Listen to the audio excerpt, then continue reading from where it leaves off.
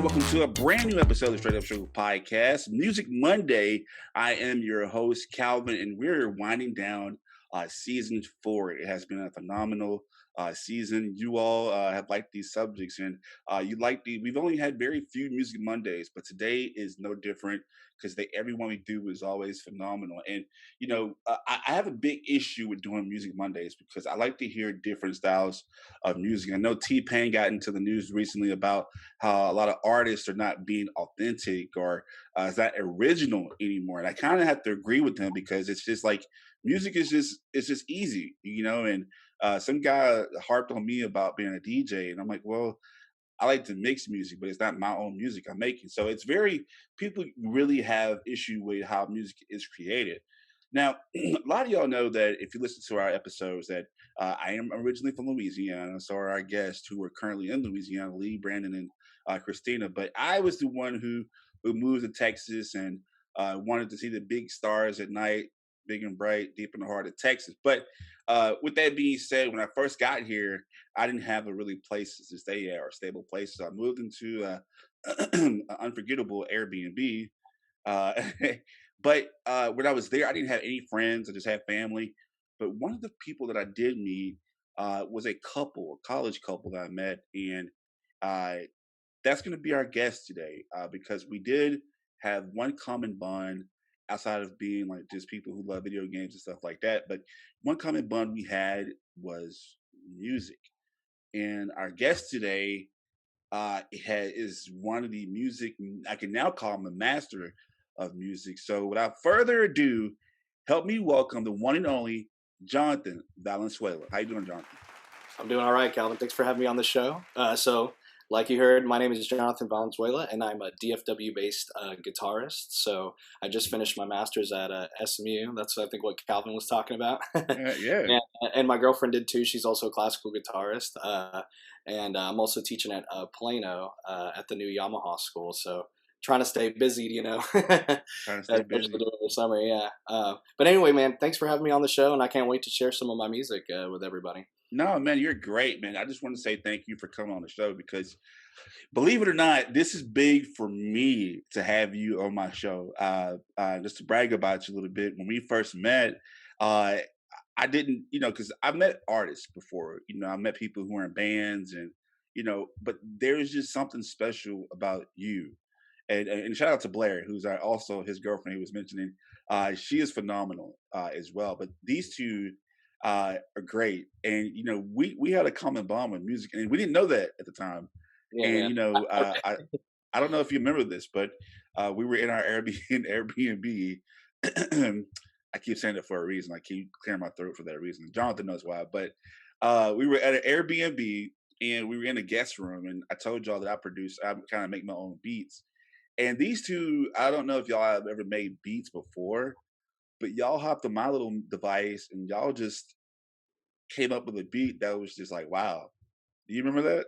Yeah, I remember that, man. I remember you introducing us to like Shayliff and all the bands you used to work with in Louisiana too. Yeah. And shout out to Shayliff. They were actually a guest on Music Monday. So big Yeah, shout out to Shayliff. Dude, yeah. And that's one of the reasons why I like Shayliff, because they really pay attention into the art of music. It's not just a rock band. They actually kind of play with their music. And with you, just like your style of music, you are a guitarist, but you have a way of like, before we go any further, I just want to know, how are you able to actually hear music and replicate it the way you do? Like there was a time that me and you went to your house, and it was a what was it? Was it Migos? And you just got on the piano and just made this beat out of your mind. Like, is that natural? Something you taught yourself? And I think going to music school definitely helps with like reading music and just being able to sight read better, especially, picking up on different harmonies and stuff like that. But honestly, I think I started getting good at that stuff when I was like 4 or 5, man, because I'd play Legend of Zelda all the time, man. And those melodies get stuck in your head, man. So I think if you know something well enough, like it can just, come super naturally. Right. And that's what I do with a lot of my arranging. So like I arrange pop music, rock music, a lot of video game covers, even like classical transcriptions. But a lot of it is just hearing it, maybe it's a harp or maybe it's an orchestra, or maybe it's a rock band. But trying to compress all of those different parts into one guitar part is pretty much my specialty. That's what I try to do. Hey, Uh, ladies and gentlemen, I'm telling y'all right now, like if you don't know who Jonathan Valenzuela is, I'm not just bragging on him. This guy is great. He's phenomenal. That's just a taste of what we have coming up next. Before we go, Jonathan, we're gonna toss the break. Can you tell us what's about to play right now? Heck yeah, man. So this is an arrangement called Geronimo by Thank You Scientist. They're a New Jersey prog rock band, and I've been seeing them since 2015. I saw them first time in 2015 at the House of Blues. They only had a 15-minute set. Now they're headlining like all over Europe and the US. So this one's called Geronimo. Hope you like it. Here we go. We got this, that, and much more on the Straight Up Struggle Podcast, Music Monday.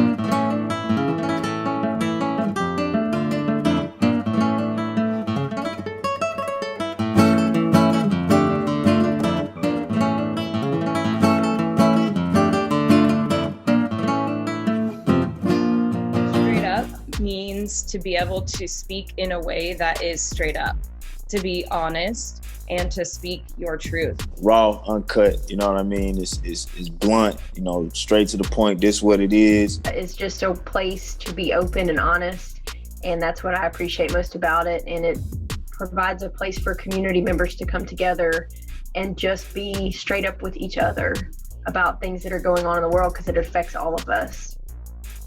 Unfiltered, raw, with all the cursing that Calvin does. Straight up is just being real, telling it like it is, you know, being you. Being solid, being who you are, no matter what it is, no matter what situation you're faced with. All right, this is who you are. It really speaks to me, saying it is what it is and it ain't what it ain't. Straight up.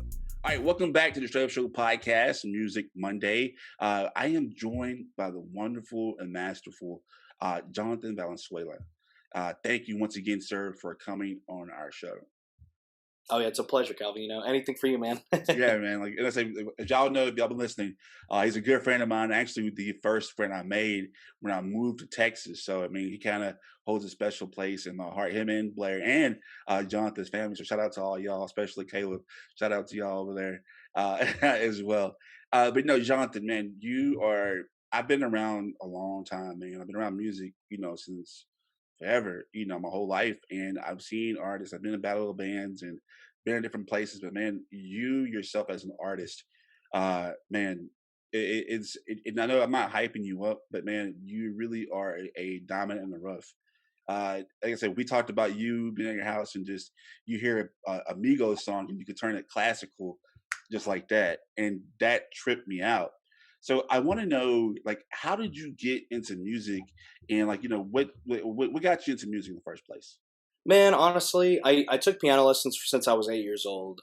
So I always kind of had an ear for like classical music.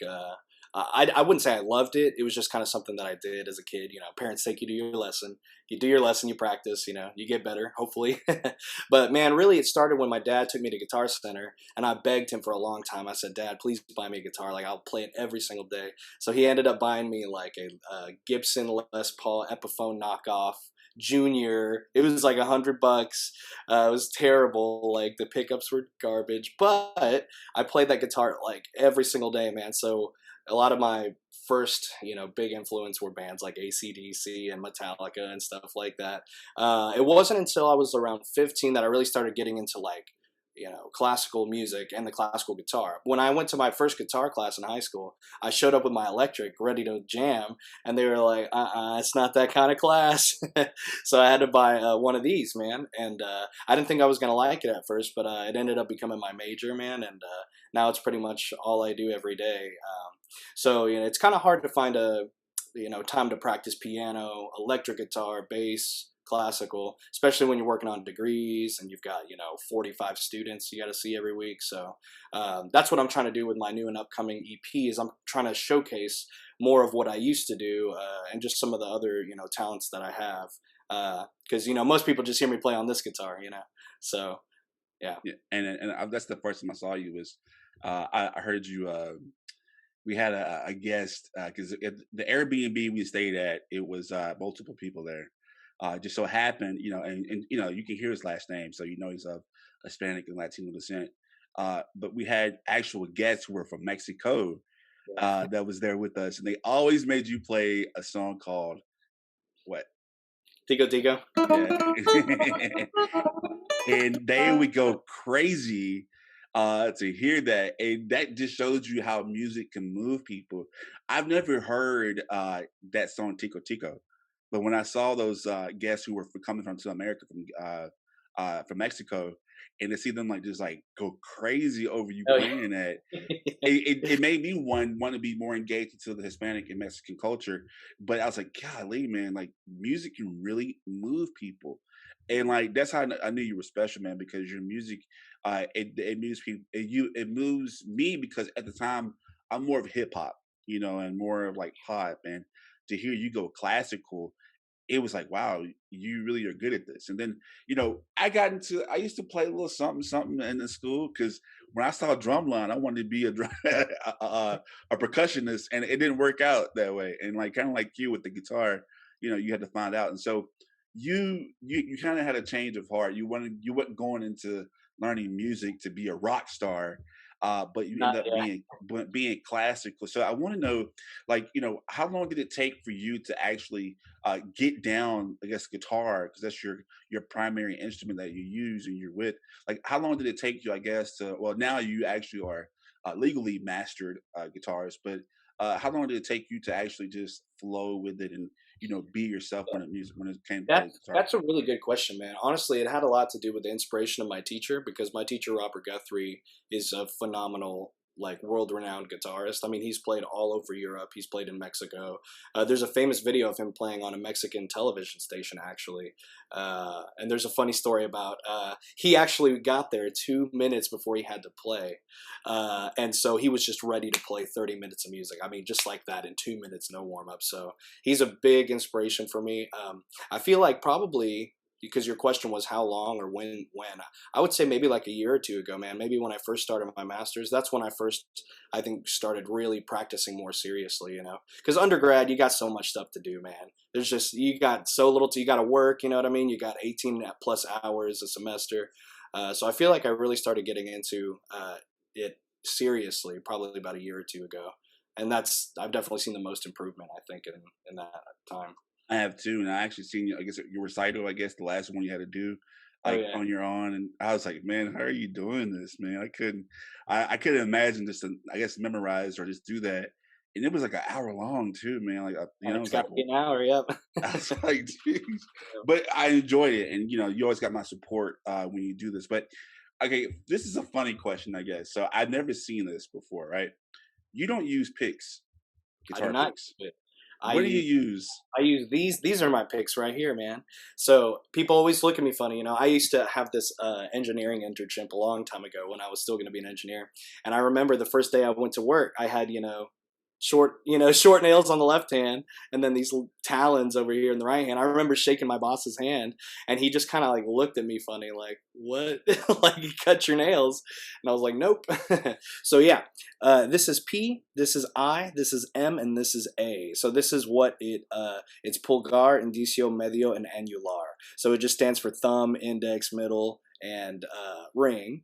And that's how I teach most of my fingerstyle students to play, is with that old Spanish technique of using all the fingers. Yeah, so. Wow. Okay. That's dope, man. Because so tell me the difference between you growing your nails out and actually having a pick itself. I know that during a performance, people can drop their picks easily. Yeah. What I would say is you're definitely going to get a different sound, because when you use a pick, you're just using plastic against a string. When you use your finger, you're using the actual nail with a combination of flesh underneath. So you actually can get a warmer sound because you're mixing a hard surface and a soft surface. So that's where you want to go for. It's right on the left of the finger, actually. So you can get a little bit brighter sound if you want, depending on how you angle it.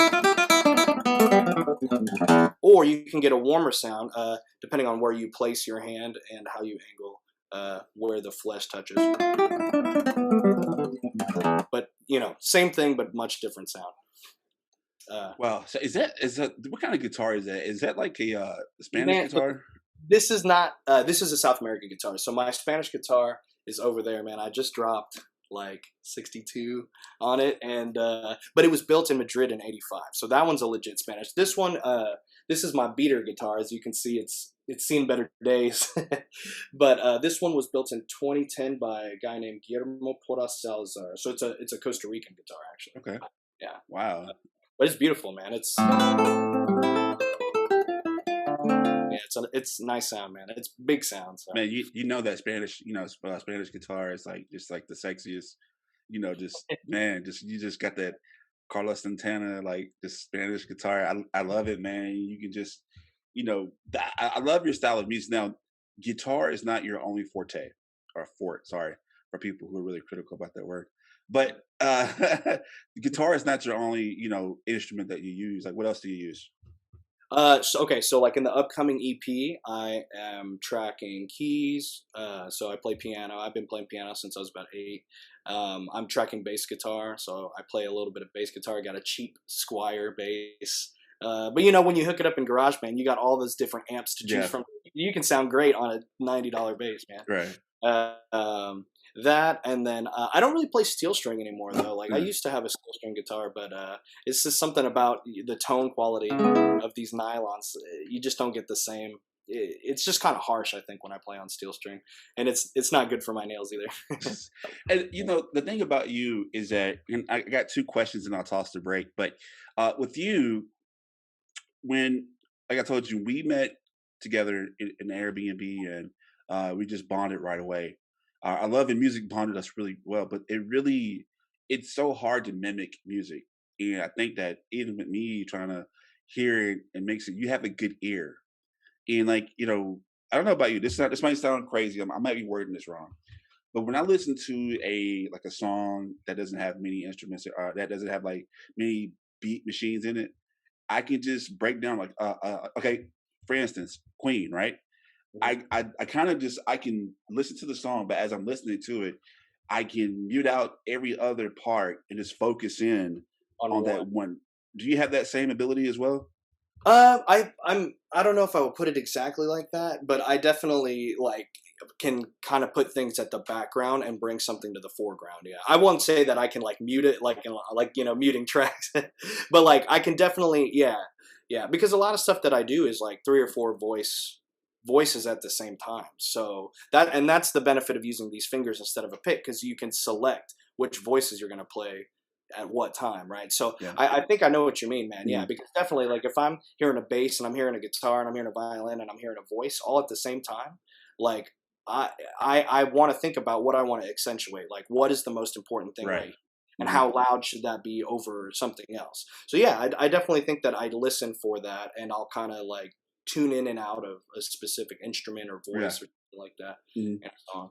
And I ask you that because you've been able to mimic a lot of songs. And I just don't know how you're able to do that, because when I was playing an instrument and I know how to read music, but you just do it you can listen to a beat and you just can replicate it. I know it takes years and years of practice, but how are you able to do it so great, especially on a piano? Man, I don't know, man. I think it's just listening and playing music all the time. I mean, I pretty much wake up and just start playing. I love my students, but man, the days where I don't have to teach at all, those are the days that, you really get the most work done, and you can just spend the whole day listening to records or jamming on the piano or just practicing, I just think it takes time, and you just got to do it all the time. And I think when people make covers, often a lot of times, on YouTube, I'll see people trying to make things really specifically exact. They want everything to sound like the original. And I respect that in some regards. Some covers, they need that, they got to sound just like the song. But I think that there's usually room to add your own personality to what you're working on. Like I never ever want to make a cover and put it on my channel, and I've heard something just like it. Like, Right. I'm not gonna do that. So, And that's actually my next question about you, about music itself, because I don't know if you saw what T-Pain was saying about other artists like nowadays, like there's no originality in their music, and I know hip hop and pop, they're all about just the beats now and stuff like that, man. But you go back to the '60s and the '70s and like a Queen or even the Temptations, where they actually had like a band with them, and like that's oh, just yeah. organic music. And like same with like Prince. And speaking of Prince, like he's kind of like you're kind of like him, like you want to play every instrument on your on your EP. So like how critical, I know you're a teacher, but how critical do you think that music using instruments is much needed now in today's music? I will say I think it connects. I think it connects larger groups of people. So like last night I went to the Hella Mega Tour, and I got to see Weezer, Green Day, and Fall Out Boy play. Before Green Day came out, they started playing Bohemian Rhapsody by Queen, and I'm talking about it's the Ranger Stadium in Arlington, dude. It's packed, and I have never ever heard that many people at once like singing along to the same song. People of all different skin colors, religion, places, come from all over, but everyone knows that song, man, and it's because of the like musicianship of Freddie Mercury. Like he brought all those people together, and I think that I really respect original music like that. That's and I think everyone does. I think everyone deep down really does, even if you like hip hop or whatever whatever you like to listen to, EDM. Yeah, and I just feel like that people are being lazy when it comes to music, and I think that I'm not putting you at Freddie Mercury level, but honestly, dude, I mean, I think that if you keep at it, you have that same kind of mindset of to just you can hear it and you can just. That's why I say you're very different, in my opinion. And I may not be saying the right words to explain how I'm feeling right now, but it's just like I've been around people, been around battle bands, and it's just like you get it, you understand what it is to be original. You know what I mean? And I really respect that, man. So that's why I just had to have you on the show, because you really can break down. And I'm telling y'all, he is very phenomenal. And like it is crazy because you and I, last time I actually hung out with you, we almost got arrested for one time. Actually, we can talk about that later. We almost got arrested by going swimming, but no. Nah, dude, that wasn't even that was the village lake. I know. It was like we got to get in trouble for going swimming. But anyway, but no, last time I saw you, it was that day though that we got into like the little issue, whatever. That we were just in your living room and just made up some random song, but it was so dope. Like, you remember that? Yeah, man. Yeah. I'll throw a quick shout out to DreamHacked, man. So that one of the guys that was playing along with us, he only like makes stuff in Fruity Loops or like FL Studios. So he's an EDM musician. But I remember he came up with this awesome piano line over my bass line, and then you were saying like "hello, hello" or something like that. Dude, it was good, man. But it's crazy how like like I quoted Miles Davis, but like I'll play it and I'll tell you what it is later because you just feel it, And so, last question before we toss to a break. Like when you come up with an original score and where you're just goofing off, like take us into your head when you're about to lay down a track or you're about to record something. Like, what's your process of making music? Yeah, so that's something I think that's much different than my arranging. Because when you make an arrangement, you've got something in your head, and it's already completely formulated. It's just, what am I going to bring to it? What key am I going to put it in? Am I going to change the speed? That's a little bit different, I think, than making an original song. Because, man, it's just so hard for me to write music, like, original. And that's why I want to write this EP, because I want to just prove to myself that, like, I do write original music, and I want to share it with people. I just don't do it at the same rate that I pump out the arrangements. I can knock 3 of those out in a day. But with this, it really takes some time. So sometimes I'm just messing around on the guitar and I find something that I like. Like on the EP, I just had these 4 chords.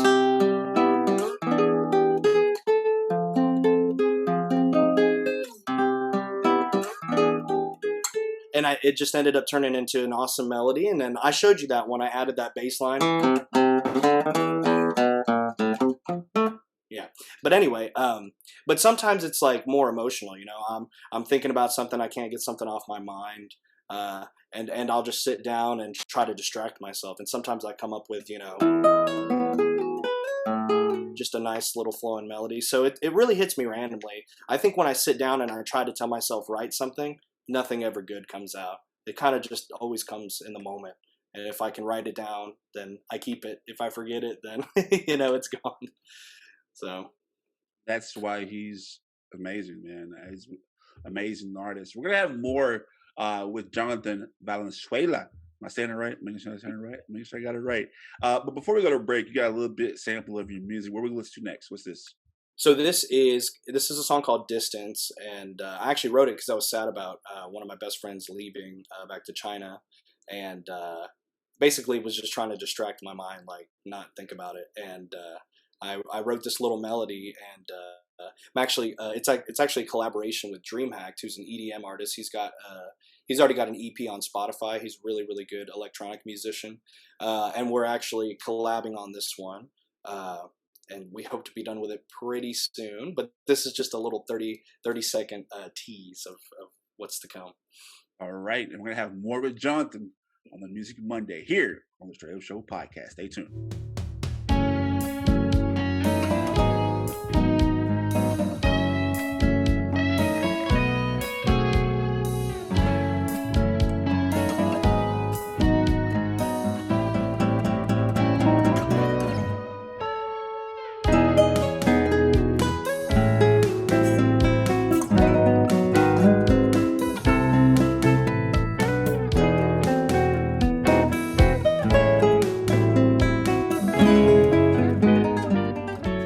Same old boring clothes?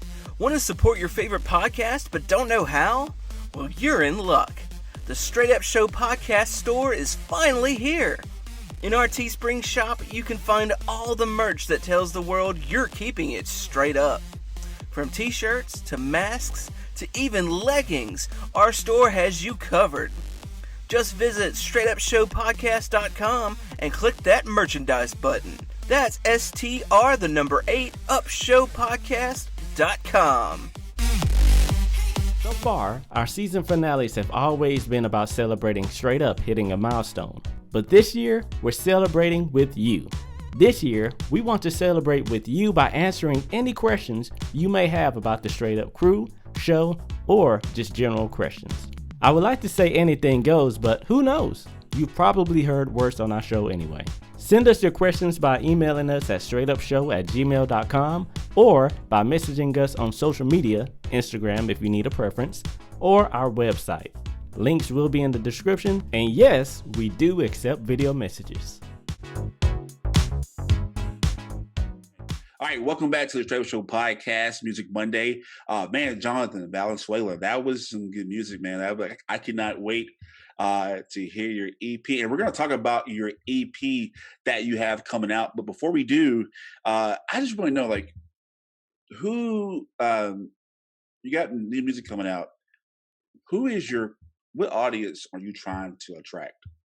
That's a good question, because I think when I play classical shows, the audience for classical music is just really not that big anymore. And I think that, even all the arrangements and covers that I do, I think that's really geared towards like the internet audience, like YouTube audiences and stuff like that. And then the classical stuff is geared towards, people who actually come to the concert hall. But with this EP, I'm trying to do something a little bit different, because really I've been stuck in this classical bubble, man, for like 6 years now, right? Undergrad and masters.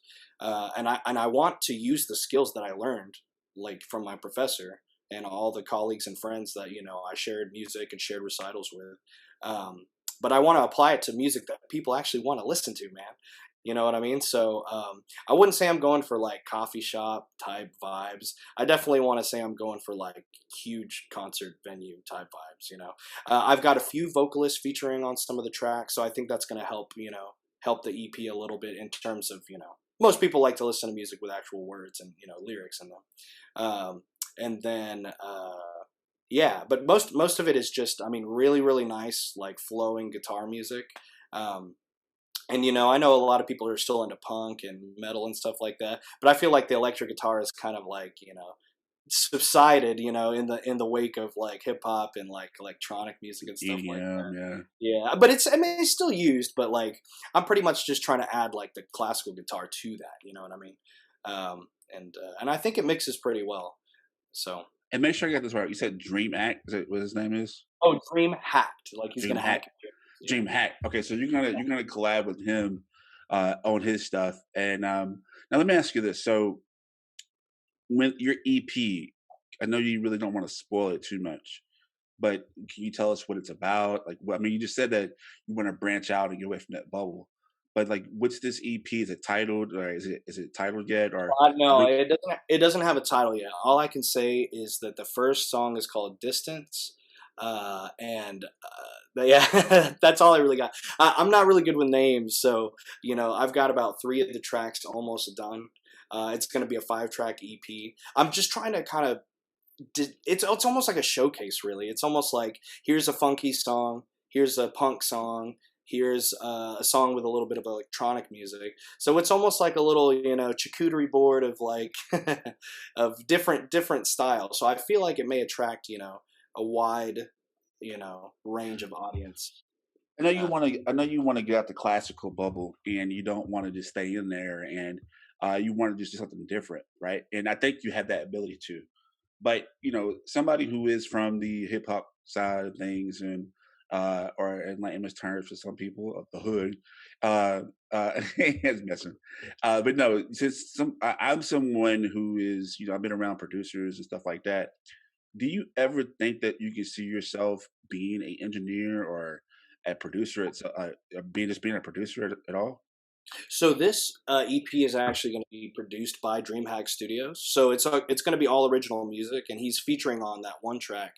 But he's actually going to produce it all for me, because honestly, I'll be honest, man. Like, I've got to spend most of my time with my instruments, because I feel like that's really the only part that I really contribute is what I track. Like, when I track the bass, all good. When I track keys, all good. When I record guitar, oh great. But when it comes to like sitting down and EQing and stuff like that, I really don't have a lot of experience, because when you play classical music, you want it to be exactly as it sounds. You don't want to mess with the lows and the high, you know what I mean? You want it to sound like the guitar.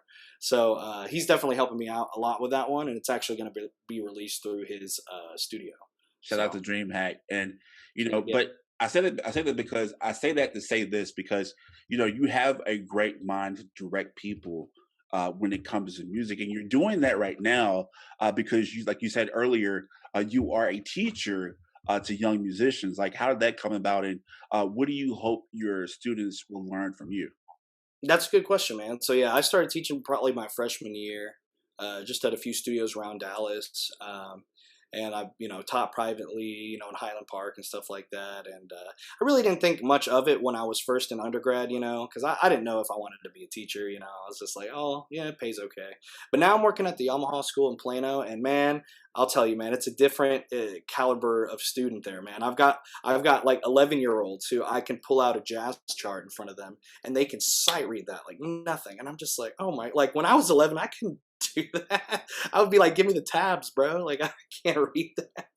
So it's really inspiring, man, because I've got a lot of great students up there, and privately, that often impress me, man. Like, I'll ask them, did you have a good week?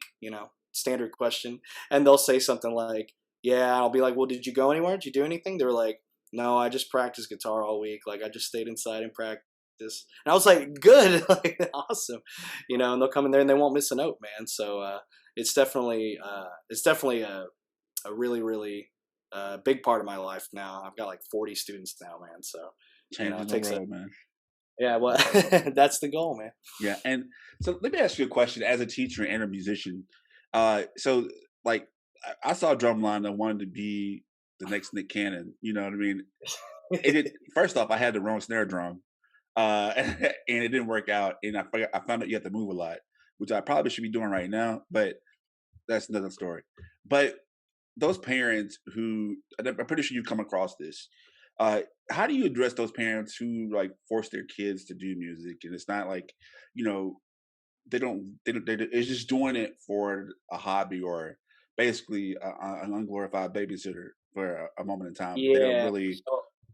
I've definitely had lessons like that. Usually what I'll do is we'll do a trial, or like okay, you pay me for a month or a couple months and we'll see how it goes. Usually if the kid is miserable, like I will just tell the parent like they should do something else. Like, I'm usually pretty honest, if they like it, okay, then, I'll keep teaching them.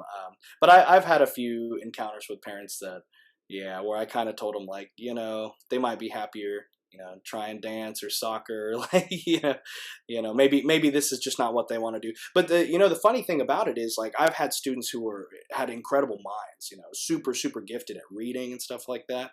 But they feel that way. They feel like it's just another task, like something they have to do.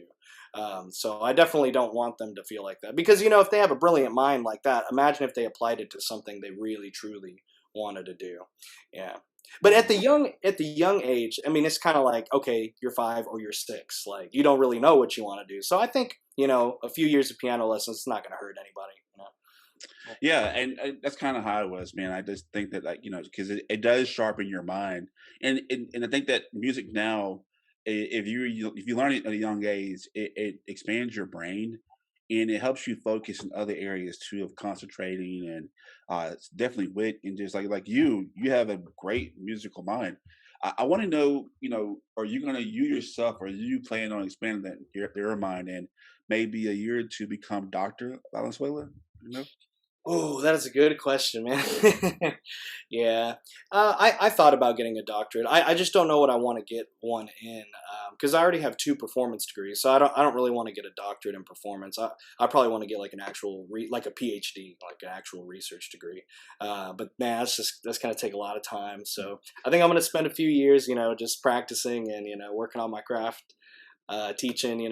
I just got a promotion at the school, so I'm now the lead teacher there, so that's going to be, some extra hours. Yeah. There.